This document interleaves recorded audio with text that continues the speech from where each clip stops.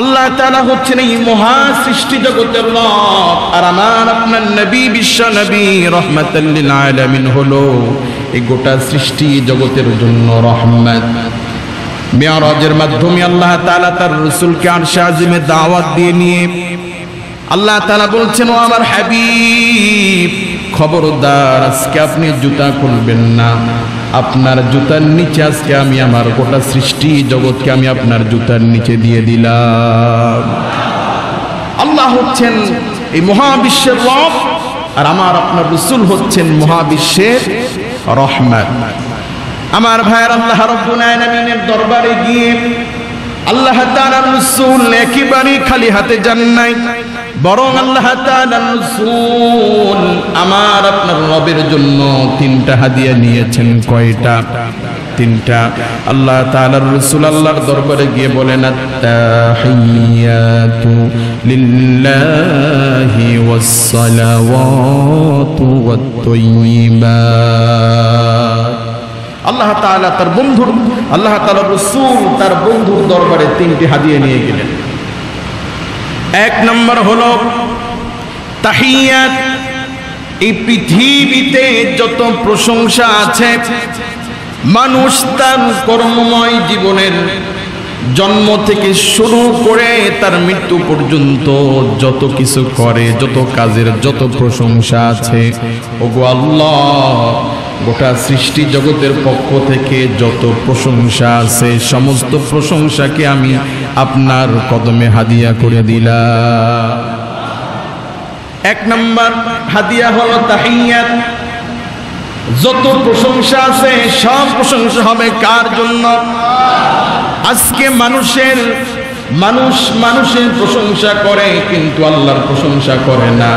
ঝড়ে প্রতিবেশীদের বাড়ি ঘর ভেঙেছে, তার ঘরটা ভাঙে নাই। প্রশংসা কার? প্রশংসা সিমেন্টের। সিমেন্টটা ভালো ছিল এই জন্য বিল্ডিং এর কিছু হয়নি, রডটা ভালো ছিল বিধায় বিল্ডিং এর কিছু হয়নি। নাউযুবিল্লাহি মিন যালিক। আল্লাহ যদি ধ্বংস করতে চান, যত ভালো সিমেন্টই আর রডই হোক বাঁচাইতে পারবে? তাহলে প্রশংসা হবে কার? আল্লাহ। আমার ভাইয়েরা, আল্লাহ রাব্বুল আলামিন সমস্ত কিছুর প্রশংসা পাওয়ার যোগ্য। বক্তার কণ্ঠ ভালো, এই কণ্ঠ কার দেওয়া? কোন মানুষের শক্তিশালী শক্তিকে কাজে লাগায়া কুস্তিতে ফার্স্ট হলো, এই শক্তি কার দেওয়া? কথা বলার শক্তি কার দেওয়া? পায়ে চলার শক্তি কার দেওয়া? আল্লাহ রাব্বুল আলামিন। এই জন্য আল্লাহ তাআলা যেহেতু সমস্ত কিছুর দেওয়ার মালিক হলো আমার আল্লাহ, এই জন্য সমস্ত প্রশংসা পাওয়ার যোগ্য হলো একমাত্র আল্লাহ তাআলা। এই জন্য আল্লাহ রাব্বুল আলামিন কোরআনুল কারীমকে শুরুই করেছেন আলহামদুলিল্লাহি রাব্বিল আলামিন।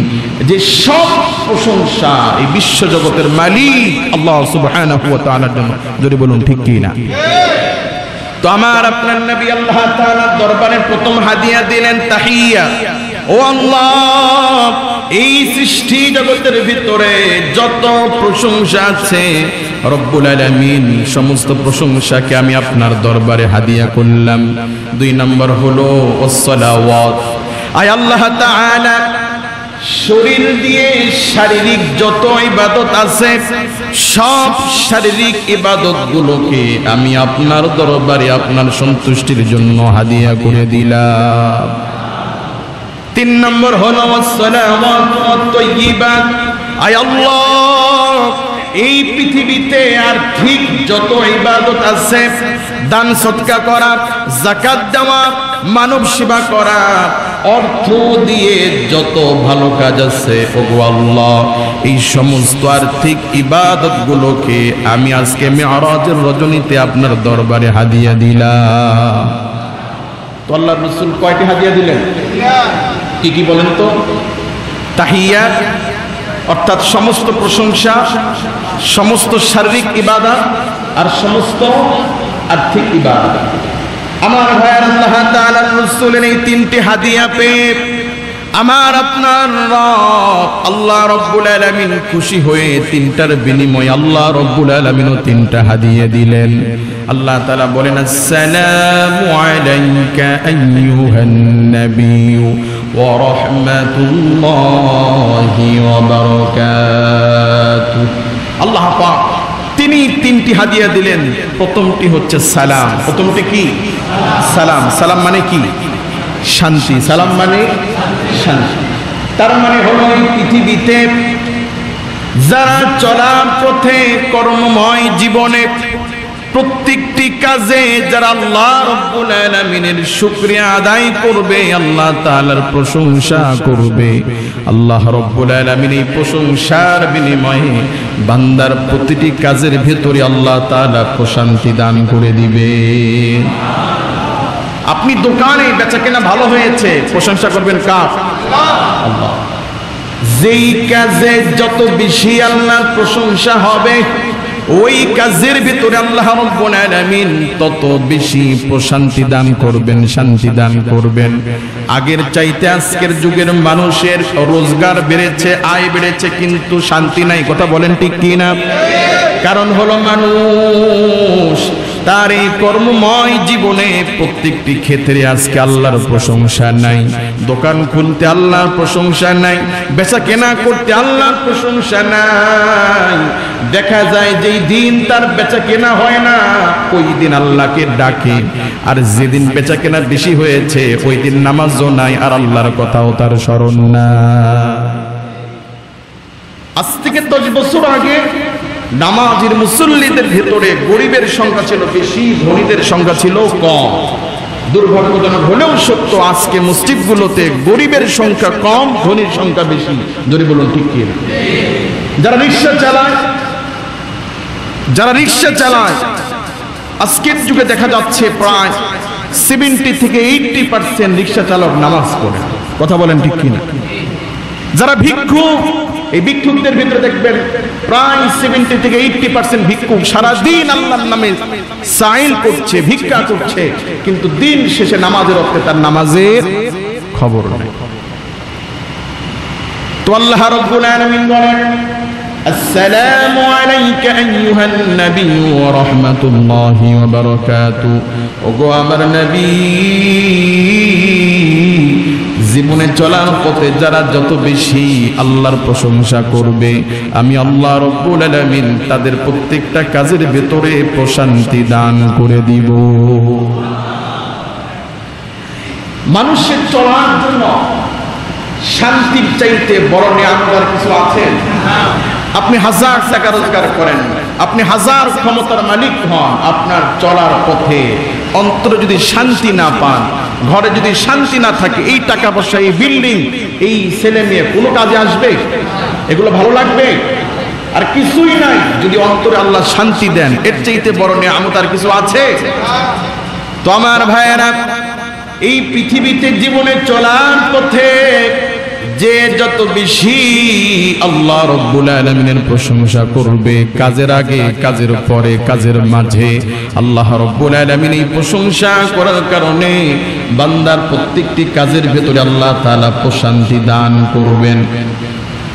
2 নম্বরে হলো শরীর দিয়ে যে যত বেশি আল্লাহর ইবাদত করবে, শরীর দিয়ে যে যত বেশি আল্লাহর দ্বীনের কাজ করবে, শরীর দিয়ে যে যত বেশি রোজা রাখবে, শরীর দিয়ে যে যত বেশি নফল ইবাদত করবে, নামাজ পড়বে, আল্লাহ রাব্বুল আলামিন বলেন, আসসালামু আলাইকা আইয়ুহান নাবিয়্যু ওয়া রাহমাতুল্লাহ। এই শরীর দিয়ে যে যত বেশি আল্লাহ রাব্বুল আলামিনের ইবাদত করবে, আল্লাহ তাআলা ওই বান্দার প্রতি তত বেশি রহমত নাজিল করবেন। শরীরের ইবাদতের বিনিময়ে আল্লাহ কি দিবেন? রহমত দিবেন। জোরে বলেন, কি দিবেন? রহমত দিবেন। আমার ভাইয়েরা, 3 নম্বরে আল্লাহ রাব্বুল আলামিন বলেন, আইয়ুহান নাবিয়্যু ওয়া রাহমাতুল্লাহি ওয়া বারাকাতুহু। যেই ব্যক্তিরা আল্লাহর নবীর হাদিয়ার মধ্যে 3 নম্বরের হাদিয়া, আত-তাহিয়াতু লিল্লাহি ওয়াস-সালাওয়াতু ওয়াত-তাইয়্যিবাত, এই পৃথিবীতে যারা তাদের সম্পদ দিয়ে, ধন দিয়ে, মাল দিয়ে, আর্থিক যত ইবাদত করবে, আমার আল্লাহ বলেন ও নবী, যারা আমি আল্লাহর রাস্তায় সম্পদ ব্যয় করবে, আমি আল্লাহ রব্বুল আলামিন রহমাতুল্লাহি ওয়া বারাকাতুহু, যে ব্যক্তি যত বেশি সম্পদ দিয়ে আমি আল্লাহর রাস্তায় খেদমত করবে, আমি আল্লাহ তার সম্পদের ভেতরে তত বেশি বরকত নাজিল করব। তাহলে আমার ভাইয়েরা, শান্তি পেতে হলে প্রশংসা করতে হবে কার?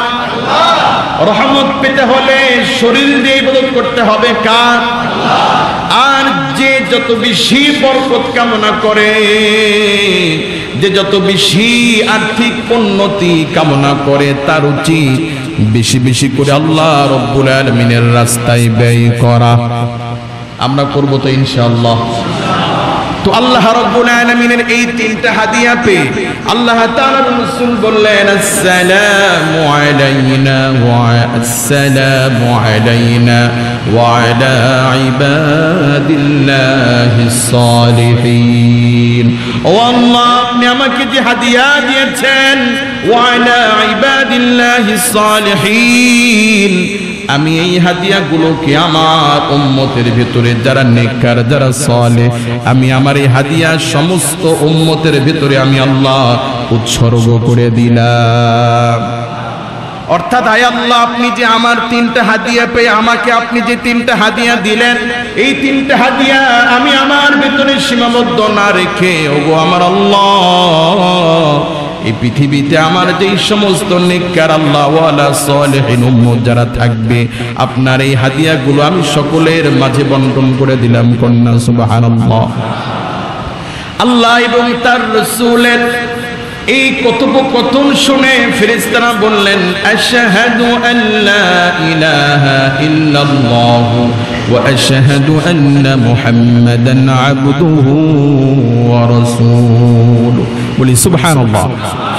ফেরেশতারা বললেন, আশহাদু আল্লা ইলাহা ইল্লাল্লাহ, আমরা সাক্ষ্য দিচ্ছি আল্লাহ ছাড়া কোনো ইলাহ নাই। বলি সুবহানাল্লাহ।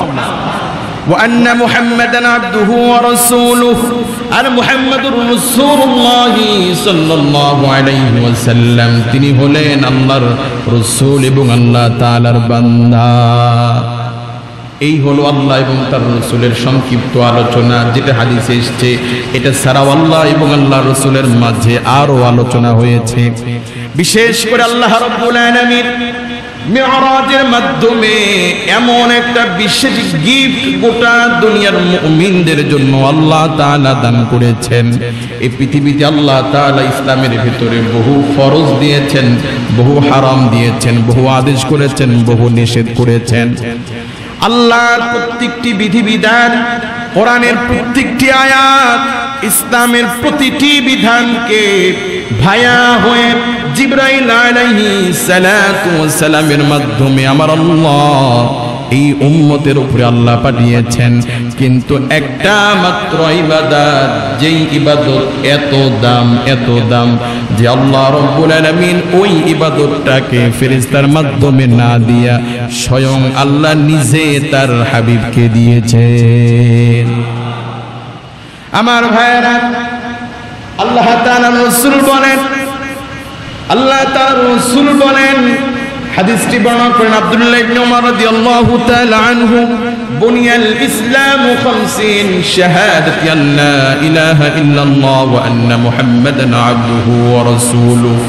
আব্দুল্লাহ ইবনে উমর রাদিয়াল্লাহু তাআলা আনহু বর্ণনা করেন আল্লাহর রাসূল বলেছেন, বুনিয়াল ইসলামু আলা 50, ইসলামকে আল্লাহ রাব্বুল আলামিন 5টি খুঁটির উপরে প্রতিষ্ঠিত করেছেন। ইসলামের বুনিয়াদ, ইসলামের ভিত্তি হলো 5টি স্তম্ভের উপরে। কয়টি স্তম্ভের উপরে? 5টি। আল্লাহ তাআলা রাসূল বলেন, শাহাদাতু আল্লা ইলাহা ইল্লাল্লাহ, এক নম্বরে হলো লা ইলাহা ইল্লাল্লাহ ওয়া আন্না মুহাম্মাদান আবদুহু ওয়া রাসূলুহু ওয়া ইকামাতিস সালাহ ওয়া সাওমি রমাদান ওয়াল হজ্জি বাইতুল্লাহ। ঈমানের পরে সবচেয়ে বড় খুঁটি হলো, বড় বুনিয়াদ হলো নামাজ। ইমানের পরে ইসলামের শক্তিশালী কোটির নাম কি? নামাজ। আমার ভাইয়েরা, যাকাত আল্লাহ ফরজ করেছেন জিবরাইল আলাইহিস সালাতু ওয়াস সালামের মাধ্যমে। রোজাকে আল্লাহ ফরজ করেছেন জিবরাইল আলাইহিস সালাতু ওয়াস সালামের মাধ্যমে। হজকে আল্লাহ ফরজ করেছেন জিবরাইল আলাইহিস সালাতু ওয়াস সালামের মাধ্যমে। কিন্তু আমার আপনার মুনির একটা ইবাদত জিবরাইল আলাইহিস সালাতু ওয়াস সালামের মাধ্যমে দেন নাই, বরং আল্লাহ স্বয়ং নিজে তার হাবিবকে সরাসরি দিয়েছে। সেটি হলো নামাজ। সেটি কি? নামাজ। আমার ভাইয়েরা, আল্লাহ তাআলার সাথে কথোপকথন শেষ করে আমার আপনার রাসূল মিরাজুন নবীতে, মিরাজের রাতে যখন আমার নবী 50 ওয়াক্ত নামাজ নিয়া, আল্লাহ তাআলা কত ওয়াক্ত নামাজ ফরজ করেছেন? 50 ওয়াক্ত। এই 50 ওয়াক্ত নামাজ নিয়ে আমার আপনার রাসূল তিনি যখন আল্লাহর আরশ আজিম থেকে নেমে যখন সিদরাতুল মুনতাহা হয়ে যখন চতুর্থ আসমানে আসলেন, চতুর্থ আসমানে এসে নবী মুসা আলাইহিস সালাতু ওয়াস সালামের সাথে সাক্ষাৎ। আল্লাহর নবী মুসা আলাইহিস সালাতু ওয়াস সালাম ডাক দিয়ে বললেন, ওগো আল্লাহর রাসূল হাবিবুল্লাহ ইমামুল মুরসালিন মুহাম্মদুর রাসূলুল্লাহ সাল্লাল্লাহু আলাইহি ওয়াসাল্লাম, ওগো আল্লাহর রাসূল, আল্লাহ তাআলা আপনাকে বিশেষ কি দিলেন? আল্লাহর নবী বললেন, আমার উম্মতের জন্য আল্লাহ 50 ওয়াক্ত নামাজ দিয়েছেন। মুসা আলাইহিস সালাতু ওয়াস সালাম বললেন, আল্লাহর রাসূল, আমি তো পৃথিবীতে আপনার আগে গিয়েছিলাম, আমার কিছু অভিজ্ঞতা আছে, আমি নিশ্চিত আপনার উম্মত 50 ওয়াক্ত পারবে না। আপনি আবার আল্লাহর কাছে যান, নামাজ কিছু কমায় নিয়ে আসেন। আমার ভাইয়ের, আল্লাহ তাআলার রাসূল আবার রফরফ নিয়ে উপর দিকে গেলেন। আল্লাহর কাছে গিয়ে আল্লাহর রাসূল বললেন, ওগো আমার আল্লাহ, আমার উম্মতের জন্য 50 ওয়াক্ত নামাজ কষ্ট হয়ে যাবে। ওগো আমার মুনির, আমার উম্মতের জন্য নামাজটারে আপনি একটু কমায়া দেন। আল্লাহ তাআলা 10 ওয়াক্ত কমায়া দিলেন, আসলো 40 ওয়াক্তে। 40 ওয়াক্ত নামাজ নিয়ে আল্লাহ তাআলার রাসূল তিনি আবার যখন নিচের দিকে নামতেছিলেন, আবার চতুর্থ আসমানে নবী মুসা আলাইহিস সালাতু ওয়াস সালামের সাথে সাক্ষাৎ হলো। মুসা আলাইহিস সালাতু ওয়াস সালাম ডাক দিয়ে বলেন, ওগো আল্লাহর নবী, আল্লাহ তাআলা কি কমায়া দিয়েছেন? বলে, হ্যাঁ। কত দিয়েছেন? 40 ওয়াক্ত। মুসা আলাইহিস সালাতু ওয়াস সালাম বললেন, ওগো আল্লাহর রাসূল, আপনার উম্মত 40 ওয়াক্ত পারবে না, আপনি আবার যান। আমার আপনার নবী আমার আপনার জন্য আবার উপরে গেলেন, আল্লাহ আরো 10 কমালেন। এভাবে কমাইতে কমাইতে নামাজ 40, 30, 20, 10 কমাইতে কমাইতে, বারবার কমাইতে কমাইতে আল্লাহ রাব্বুল আলামিন 5 ওয়াক্ত নিয়ে আসলেন। কয় ওয়াক্ত? 5 ওয়াক্ত। এবার চতুর্থ আসমানে আবার মুসা আলাইহিস সালাতু ওয়াস সালামের সাথে সাক্ষাৎ। আল্লাহর নবী মুসা বলেন, ওগো আল্লাহর রাসূল, আপনার উম্মত এই 5 ওয়াক্ত কষ্ট হবে, আপনি আবার আল্লাহর দরবারে যান। আল্লাহর নবী বলেন, আমার আল্লাহ 50 ওয়াক্ত থেকে কমাইতে কমাইতে 5 ওয়াক্তে নিয়ে আসছেন, আমি নবীর পক্ষে আর উপরে যাওয়া সম্ভব নয়। আমার ভাইয়েরা, নামাজ যে আল্লাহ 5 ওয়াক্ত ফরজ করবেন, এটা যে সুনির্দিষ্ট হবে, এটা কি আমার আল্লাহ আগে জানতেন না? যে সর্বশেষ নামাজের সিদ্ধান্ত হবে 5 ওয়াক্ত, তারপরে আল্লাহ কেন 50 ওয়াক্ত বাজেট দিয়ে দিলেন? নামাজ যে 5 ওয়াক্তে নামবে, এটা কি আল্লাহ জানতেন কি জানতেন না? জানতেন। তারপরে আল্লাহ নামাজের গুরুত্ব বোঝানোর জন্য আল্লাহ তাআলার রাসূল বলেন, যদিও আল্লাহ নামাজ কমাইতে কমাইতে 5 ওয়াক্তে নিয়ে আসছে, কিন্তু আমার উম্মত যদি 5 ওয়াক্ত নামাজ পড়ে, আমার আল্লাহ 50 ওয়াক্তের সমপরিমাণ সওয়াব আল্লাহ আমার উম্মতকে দান করে দিবে। আমার ভাইয়েরা, 50 ওয়াক্ত থেকে নামাজ কমায়া কমায়া রহমাতাল লিল আলামিন আমার আপনার কল্যাণের জন্য নামাজকে 5টা ওয়াক্তে নিয়ে আসলেন। আমরা বিশ্ব নবীর উম্মত হয়ে যদি ওই 5টা ওয়াক্ত নামাজ যদি পড়তে না পারি, বুঝতে হবে আকাশের নিচে জমিনের উপরে মুসলমান বলে পরিচয় দেওয়ার কোনোই মানে হয় না। যদি বলুন ঠিক কি না? এই জন্য আল্লাহ তাআলার রাসূল বলেন, عن جابر رضي الله تعالى عنه قال قال رسول الله صلى الله عليه وسلم بين العبد وبين الكفر ترك الصلاة এই পৃথিবীতে কোন ব্যক্তি মুসলমান কিনা মুসলমান নাকি অমুসলমান এর মধ্যে পার্থক্য হলো মুমিনের নামাজ মুমিনের নামাজ সাউন্ড বাড়া মুমিন নামাজ পড়ে অমুসলিম নামাজ পড়ে না কখনো দেখেছেন অনেক সময় দেখবেন অমুসলিম তারা অনেক সময় পাঞ্জাবি পড়ে পরে কি পড়ে না ভারতের সাবেক প্রধানমন্ত্রী মনমোহন সিং দাড়ি ছিল কি ছিল না পাগড়ি পড়তো কি পড়তো না কিন্তু কোন অমুসলিম কি নামাজ পড়ে আল্লাহ তাআলার রাসূল বলেন ঈমানের মাপকাঠি কোন ব্যক্তি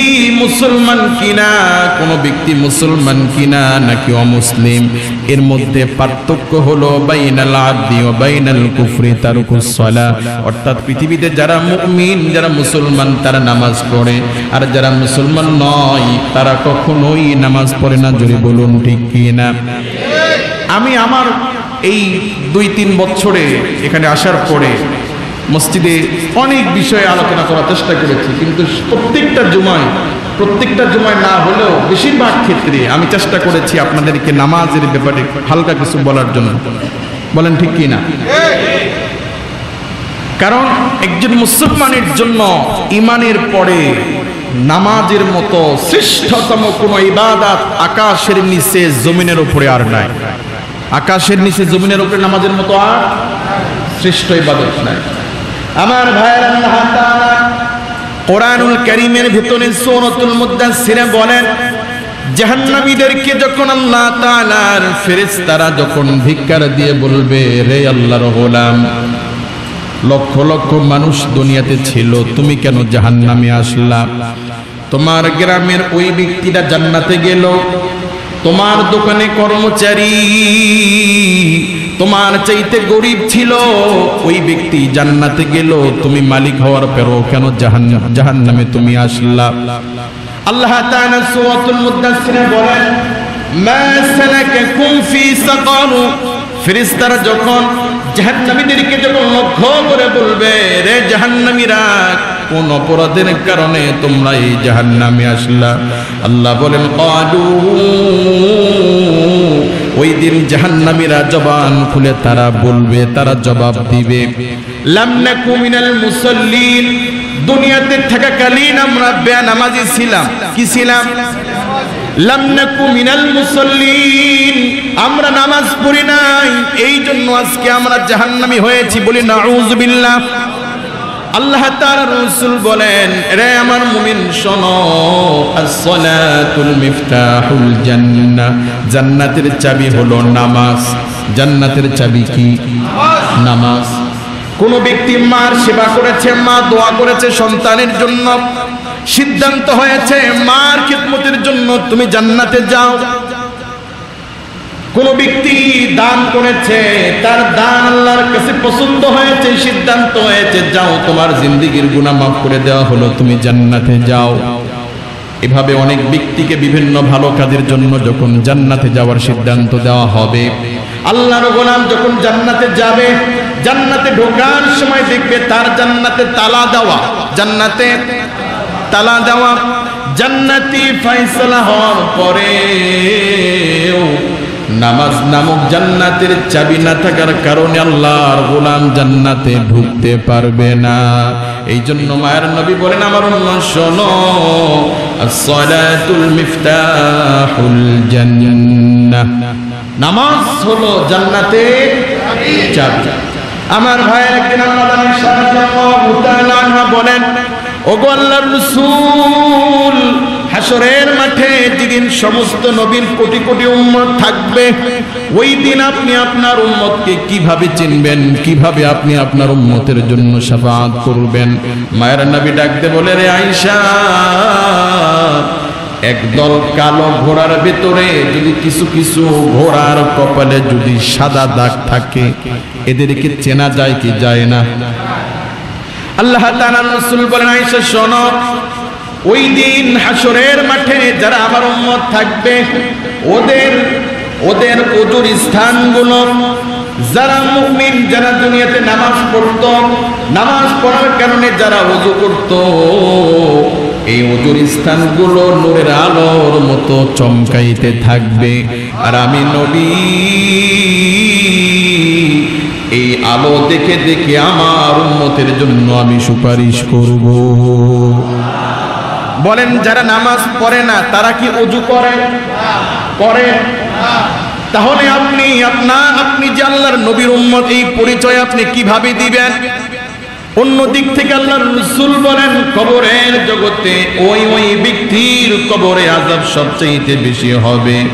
দুনিয়াতে যারা প্রসাব পায়খানা করে ইস্তিনজা করে যারা ভালোভাবে পবিত্রতা অর্জন করত না, যাদের লুঙ্গিতে যাদের পাজামায় প্যান্টে প্রসাব লেগেছিল, ভালোভাবে পবিত্রতা অর্জন করত না, কাপড়ে যাদের নাপাকি লাগতো, মায়ের নবী বলেন কবরের জগতে তাদের কবরে সবচেয়ে বেশি আযাব হবে। কন্যা নাউযুবিল্লাহ।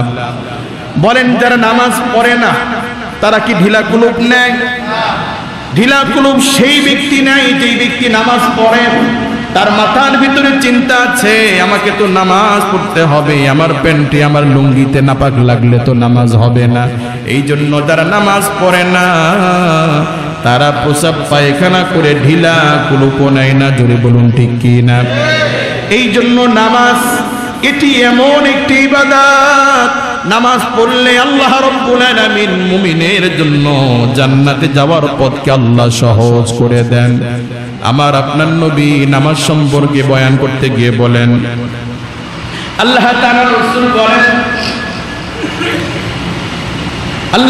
রাসূল বলেন আউয়ালু মা ইউহাসাবু বিহিল আবদু ইয়াউমাল কিয়ামাহ, কিয়ামতের দিন হাসরের ময়দানে যখন সমস্ত মানুষের যখন হিসাব শুরু হবে, ওই দিন আল্লাহ সর্বপ্রথম মুমিনের নামাজ দিয়ে তার জিন্দেগীর হিসাব শুরু করবে।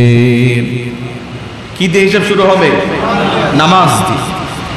আগে আপনার জিন্দেগীর নামাজের হিসাব হবে। আপনার হায়াতি জীবনে কত ওয়াক্ত নামাজ ফরজ ছিল, আপনার জীবনে কত ওয়াক্ত নামাজ আপনি পড়েছেন, আপনার জীবনে কত ওয়াক্ত নামাজ পড়েছেন, এই নামাজের হিসাব দিয়ে আগে আপনার জিন্দেগীর হিসাব শুরু হবে। মায়ের নবী ডাক দিয়ে বলেন, এই হিসাবে যারা পার পেয়ে যাবে তার জীবনের পরবর্তী হিসাবগুলোকে আল্লাহ তাআলা সহজ করে দিবেন। আর নামাজের হিসাবে যেই ব্যক্তি ধরা খাবে, নামাজের কারণে যেই ব্যক্তি অপরাধী সাব্যস্ত হবে, তার পরবর্তী প্রত্যেকটি হিসাবের ক্ষেত্রে সে আল্লাহর দরবারে ধরা খেয়ে যাবে। এই জন্য আল্লাহ রাসূল বলেন, as-সালাতুল মিফতাহুল জান্নাহ, জান্নাতে ঢোকার জন্য সর্বপ্রথম হাতিয়ার হলো মুমিনের নামাজ। অন্য দিক থেকে আল্লাহ রাসূল বলেন, কোন মুমিন যদি 5 ওয়াক্ত নামাজ পড়ে তাহলে আল্লাহ রাব্বুল আলামিন নামাজের বরকতে মুমিনকে 5টি পুরস্কার আল্লাহ তাআলা দিবেন। কয়টি? 5টি। 1 নম্বর হলো, যে ব্যক্তি নামাজ পড়বে আল্লাহ তাআলা দুনিয়ার জিন্দেগিতে তার রিজিকের সমস্ত কষ্টগুলোকে আল্লাহ তাআলা দূর করে দিবেন। কোন ব্যক্তি 5 ওয়াক্ত নামাজ পড়লে তার রিজিকের জিম্মাদার কে নেবে? তার অভাব হবে না। না খেয়ে কোন নামাজি ব্যক্তি মারা যাবে না, যেভাবেই হোক আল্লাহ তাকে খাওয়াবেন। যদি বলুন ঠিক কি না? এই জন্য দেখবেন প্রত্যেকটা মসজিদের ইমাম মুয়াজ্জিন যেহেতু অন্যদের চাইতে তাদের ভেতরে নামাজের গুরুত্ব বেশি থাকে, ইচ্ছাই হোক অনিচ্ছাই হোক। যদি বলুন ঠিক কি না? বাজারে গেলে চিন্তা থাকে আজানের সময় কত মিনিট আজান দিতে হবে, ইমামের টেনশন থাকে গিয়ে নামাজ পড়াইতে হবে। যদি বলুন ঠিক কি না? এই জন্য আল্লাহ রাব্বুল আলামিন ইচ্ছাই হোক অনিচ্ছাই হোক প্রত্যেকটা মসজিদের ইমাম মুয়াজ্জিনদেরকে মানুষের বাড়িতে বাড়িতে দাওয়াত খাওয়ায়া আল্লাহ তাআলা উত্তম রিজিকের ব্যবস্থা করে দেন। জোরে বলুন ঠিক কি না? এই রিজিক কার পক্ষ থেকে আসে? আপনি মনে করতে পারেন অন্যের বাড়িটা খায়, আপনি চেষ্টা করে দেখুন তো আপনাকে কেউ খাওয়ায় কিনা। এই খাওয়ার রিজিক কার পক্ষ থেকে আসে? তো আল্লাহ রাব্বুল আলামিন নামাজ পড়লে যে বান্দার রিজিকের ভিতরে বরকত দিবেন, এর প্রমাণ হয়েছে কি হয় নাই? 2 নম্বরে আল্লাহ রাসূল বলেন, আল্লাহ তাআলা তার কবর আযাবকে আল্লাহ রাব্বুল আলামিন maaf করে দিবেন। যে ব্যক্তি 5 ওয়াক্ত নামাজ পড়বে আল্লাহ তাআলা কবর আযাব থেকে হেফাজত করবে। কয়টা হলো? 3 নম্বরে বিচারের দিনে আল্লাহ রাব্বুল আলামিন ওই বান্দার আমলনামাকে আল্লাহ তাআলা ডান হাতে দিয়ে দিবেন। 4 নম্বরে বিজলির ন্যায় ফুলসিরাতকে আল্লাহ পার করে দিবেন। 5 নম্বরে আল্লাহ রাব্বুল আলামিন বিনা হিসেবে ওই বান্দাকে জান্নাত দিয়ে দিবেন। তাহলে নামাজ ছাড়া মুমিনের বিকল্প কোনো পথ আছে? আমার ভাইরা, আল্লাহ রাব্বুল আলামিন এই কপালকে করেছেন ভাগ্যের প্রতীক, জোরে বলুন ঠিক কি না? আর নাককে করেছেন আল্লাহ সম্মানের প্রতীক। নাক কিসের প্রতীক? সম্মানের প্রতীক। কোন ব্যক্তি কোনো কারণে তার ইজ্জত চলে গেলে, সম্মান চলে গেলে কি বলা হয়? লোকটার নাক কাটা গেছে, নাক কাটা গেছে। আর কোনো খারাপ কিছু হলে তার কপালটাই খারাপ, কপালটাই খারাপ। তাহলে এই কপাল হচ্ছে সৌভাগ্যের প্রতীক, আর নাক সম্মানের প্রতীক। জোরে বলুন ঠিক কি না? আমার ভাইয়েরা, দুনিয়ার সমস্ত প্রাণীগুলো রিজিকের সামনে মাথা নত করে দিয়া তারা রিজিক খায়। আল্লাহ বলেন, বান্দারে না, আমি তোমাকে রিজিকের সামনে নত করা দেই নাই।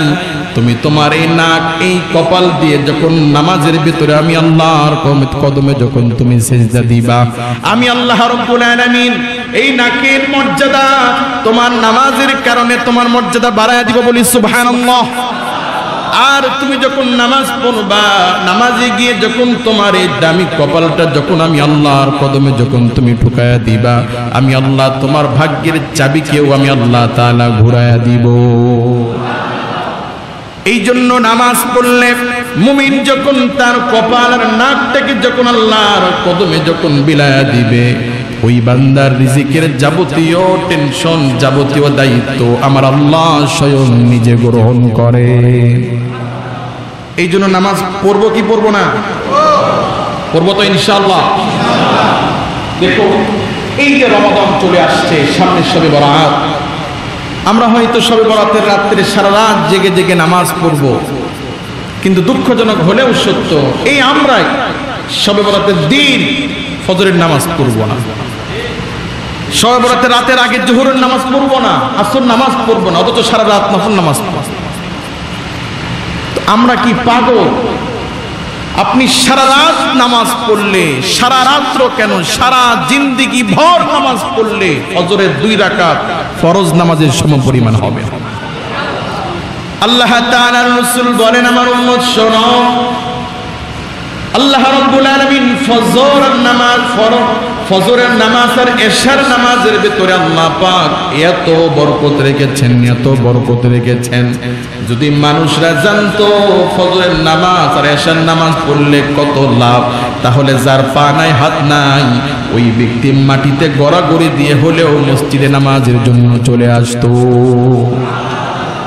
আল্লাহ তাআলার রাসূল বলেন, কোন ব্যক্তি যদি 7 আসমান 7 জমিনের মালিক হয়, কোন ব্যক্তি যদি 7 আসমান আর 7 জমিনের যদি মালিক হয়, এই ব্যক্তি আল্লাহর সন্তুষ্টির জন্য এই 7 আসমান আর 7 জমিন যদি আল্লাহ তাআলাকে দান করে দেয়, আল্লাহর মসজিদে যদি দান করে দেয়, আল্লাহর রাসূল বলেন এই ব্যক্তির প্রতি আল্লাহ যত বেশি খুশি হন, তার চাইতে আল্লাহ তাআলা ওই ব্যক্তির প্রতি খুশি হন যেই ব্যক্তি ঘুম থেকে উঠে ফজরের 2 রাকাত সুন্নত নামাজ আদায় করে। সারা জিন্দেগীর সুন্নাত একত্রিত করলেও 2 রাকাত ফরজ নামাজের সমপরিমাণ হবে না। অথচ আল্লাহ তাআলা রাসূল বলেন, কোন ব্যক্তি 2 রাকাত সুন্নাত নামাজ যখন পড়ে ফজরের সময়, আমার আল্লাহ ওই ব্যক্তির প্রতি এত খুশি হন যে 7 আসমান আর 7 জমিনের মালিক যদি কেউ হয় আর সে যদি আল্লাহর ঘরে দান করে, এই দানের চাইতে আল্লাহ পাক ওই 2 রাকাত সুন্নত নামাজে আরো বেশি খুশি হয়ে যায়। আচ্ছা বলেন, এটা যদি হয় সুন্নতের দাম, তো ফরজের দাম কম না বেশি? কম না বেশি? এই জন্য আমার ভাইয়ের, আজকে যারা নামাজ পড়েন না, আপনি 100% নিশ্চিত থাকুন, এই যে আজকে আপনি নামাজ পড়ছেন না, একদিন আফসোস করবেন, একদিন কপাল থাবড়াইবেন, ইস আমি কেন পড়লাম না। আমার দোকানের ছেলেটা হাজার ব্যস্ততার মাঝেও নামাজ পড়তো, আমি মালিক, আমি 10 ঘন্টা বসে থাকলেও কারো কাছে জবাবদিহি করার লাগতো না। আমার দোকানে কাজ করে, পরিশ্রম করে, আমার ফ্যাক্টরিতে কাজ করে আমার শ্রমিক নামাজ পড়লো, হায় আফসোস আমি কেন বুঝলাম না, আমি কেন নামাজ পড়লাম না। কিন্তু আমার ভাই ওই দিন আফসোস করলে সেদিন কোনো কাজে আসবে না। জোরে বলুন ঠিক কি না? এই জন্য নামাজ পড়বো তো ইনশাআল্লাহ। আমার ভাইয়ের আমরা তো ফরজ করি না, অথচ আমার আপনার নবী বিশ্ব নবী রাহমাতুল লিল আলামিন তিনি তার নবুয়তের সুদীর্ঘ 23 বছরের ভিতরে আমার নবী 23 বছরের ভিতরে এমন একটা রাত যায় নাই যে রাত্রে আমার আপনার নবী সারা রাত্র তিনি ঘুমিয়েছেন। কন্যা সুবহানাল্লাহ। আল্লাহর রাসূলের সুদীর্ঘ 23 বছরের ভিতরে এমন একটা রাত ছিল না যেই রাত্রে আল্লাহর রাসূল সারা রাত্র ঘুমিয়েছেন। বরং আমার আপনার নবী আমাদের জন্য, আমাদের গুনাহ মাফের জন্য আল্লাহ তাআলার রাসূল রাত জেগে জেগে নামাজ পড়তেন। নামাজের সিজদা এত লম্বা হতো, রুকুটা এত লম্বা হতো। আম্মা জান আয়েশা রাদিয়াল্লাহু তাআলা আনহা বলেন আমার নবী যখন সিজদা দিতেন নামাজের ভিতরে দীর্ঘক্ষণ সিজদায় থাকতেন। আমি মনে করতাম আল্লাহর রাসূল মারা গেলেন কিনা, মাঝে মাঝে সন্দেহ হতো। আমি গিয়ে আল্লাহর রাসূলের পায়ে চিমটি দিতাম, মায়ের নবী আমার চিমটি পেয়ে পাটা নাড়াতেন। আমি বুঝতাম আল্লাহর রাসূল তিনি এখনো জীবিত আছেন। কন্যা সুবহানাল্লাহ। আমার ভাইয়ারা, যেই নবী সারা জীবনে একটা ভুলও যেই রাসূলের জিন্দেগিতে হয় নাই, ওই রাসূল শুধু 5 ওয়াক্ত নামাজ নয়, রাত জেগে জেগে তিনি ঘুমকে বাদ দিয়ে নামাজ পড়তেন। আম্মা জান আয়েশা বলেন আল্লাহর রাসূলের নামাজ পড়তে পড়তে পা ফুলে যেত। কখনো কখনো এমন হতো ওই ফোলা পা ফেটে ওই পা দিয়ে কোনো পানি বের হতো, রস বের হতো। আপনি চিন্তা করুন আমার নবী কি পরিমাণ নামাজ পড়লে মায়ের নবীর পা দিয়ে পানি ঝরতো।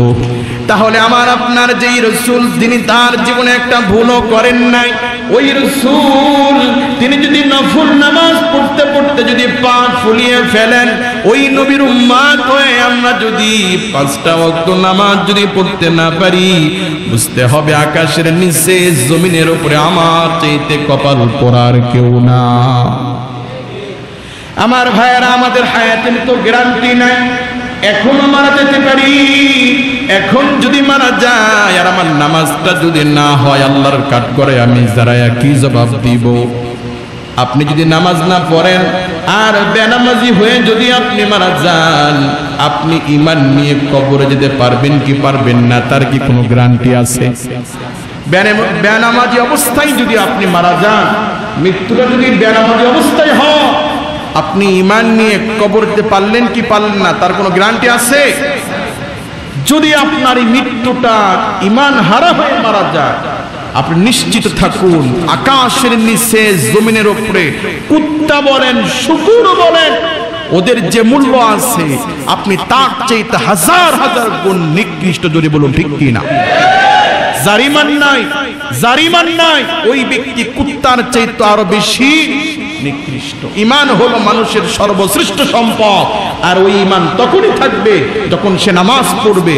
নামাজ হচ্ছে ঈমানের চার্জ, নামাজ হচ্ছে ঈমানের চার্জ। আল্লাহ রাসূল বলেন মুমিন যখন এক ওয়াক্ত নামাজ পড়ে আরেক ওয়াক্ত নামাজের জন্য অপেক্ষা করে, তার এক মুমিন যখন যোহরের নামাজ পড়ে আসরের নামাজ পড়ে, তখন এই যোহর আর আসরের ভেতরে যত গুনাহে সগীরা ছিল সবগুলো ধুয়ে মুছে সাফ হয়ে যায়। এই জন্য ভাই নামাজ পড়বো তো ইনশাআল্লাহ। নামাজ না পড়লে আমাদের, নামাজ না পড়লে আল্লাহর কোনো ক্ষতি নাই, যত ক্ষতি যত লস আমাদের। যদি বলুন ঠিক কি না? আপনি কেন বোঝেন না যে ইসলাম নামাজের জন্য 10 বছরের বাচ্চাকে মার দিতে বলেছে? 10 বছরের বাচ্চাকে, একজন বাচ্চার প্রতি হজ বালেগ হলে ফরজ হয়, একজন বাচ্চার প্রতি রোজা বালেগ হলে ফরজ হয়, একজন বালেগ, একটা বাচ্চা যদি সম্পদশালী হয় যাকাত তখন ফরজ যখন সে বালেগ হয়। বালক 11 বছরও হতে পারে, 12 বছরও হইতে পারে, 13 বছরেও হইতে পারে। কিন্তু নামাজ বয়স যখন 10 বছর, সে বালেগ হোক চাই না হোক, ইসলাম বলছে তোমার 10 বছরের বাচ্চাকে নামাজের জন্য মার দাও। তাহলে ইসলাম 10 বছরের বাচ্চাকে নামাজের জন্য মার দিতে বলেছে। আপনি সুস্থ মানুষ, আপনি যুবক মানুষ, আপনি সন্তানের বাবা, আপনি বিবাহিত পুরুষ, আপনি দাদা হয়েছেন, নানা হয়েছেন, আপনি যদি নামাজ না পড়েন তাহলে আপনাকে তো মার নয়, আপনাকে ফাঁসি কাস্টে ঝুলানো উচিত। যদি বলুন ঠিক কি না? এবং বিশ্বাস করুন, রাষ্ট্র যদি ইসলামিক রাষ্ট্র হতো, প্রত্যেক নামাজের জন্য 5টি করে বেতাঘাত চৌরাস্তার মোড়ে, যেখানে মানুষ থাকে, রাস্তার মোড়ে মোড়ে বেনামাজিকে শাস্তি দেওয়া হতো। তাহলে একটি বিধান কত কঠিন হলে যে এক ওয়াক্তের জন্য 5টি বেতের আঘাত, 5 ওয়াক্তের জন্য 25টা বেতের আঘাত গোপনে নয়, রাস্তার মাঝে দাঁড় করায় মার দেওয়া হতো যদি রাষ্ট্রটা ইসলামিক রাষ্ট্র হতো। তাহলে একটি বিধান কত কঠিন হলে পরকালে শাস্তি নয়, দুনিয়াতেই তার জন্য শাস্তির ব্যবস্থা আল্লাহ করেছেন। সুতরাং আমরা সুস্থ মানুষ, সবল মানুষ, জেনে শুনি আল্লাহর দেওয়া নিয়ামত, আল্লাহর দেওয়া শক্তি পেয়ে আমরা যদি নামাজ না পড়ি, বুঝতে হবে আকাশের নিচে জমিনের উপরে আমাদের চাইতে বড় কপাল পোড়ার কেউ নাই। যদি বলুন ঠিক কি না? নামাজ পড়বো তো ভাই ইনশাআল্লাহ। আল্লাহ সকলকেই মেরাজ থেকে শিক্ষা নিয়ে, মেরাজের আল্লাহ তাআলা বলেন, আল্লাহ তাআলা রাসূল বলেন, সালাতুল মিরাজুল মুমিনিন। আমরা তো আল্লাহর আরশে আজিমে যাই নাই, আল্লাহ তাআলা বলেছেন, ও রাসূল, আপনার উম্মত যখন নামাজে দাঁড়াবে, আমি আল্লাহ আমি আমার বান্দার সামনে আমি আল্লাহ নিজে যাব। বলি সুবহানাল্লাহ। এই জন্য আল্লাহ পাক এই মেরাজুন নবীর সংক্ষিপ্ত আলোচনা থেকে আমাদেরকে শিক্ষা নিয়ে আমাদের সকলকেই নামাজি হওয়ার তৌফিক আল্লাহ তাআলা আমাদেরকে দান করুন বলে আমিন। আর আগামী পরশুদিন 1লা বৈশাখ, আমরা গত জুমায় আলোচনা করেছি যে আমাদের এই সমাজে কোনো মুসলমানের ঘরের সন্তান, মুসলমান ঘরের মেয়ে যেন আমাদের কাজে কর্মে কোথাও যেন 1লা বৈশাখের কোন সংস্কৃতি, কোন ইসলাম বিদ্বেষী কোন কাজ যেন আমাদের গায়ে ছোঁয়া না লাগে। আল্লাহ আমাদেরকে গুনাহমুক্ত থাকার তৌফিক দান করুন বলে আমিন।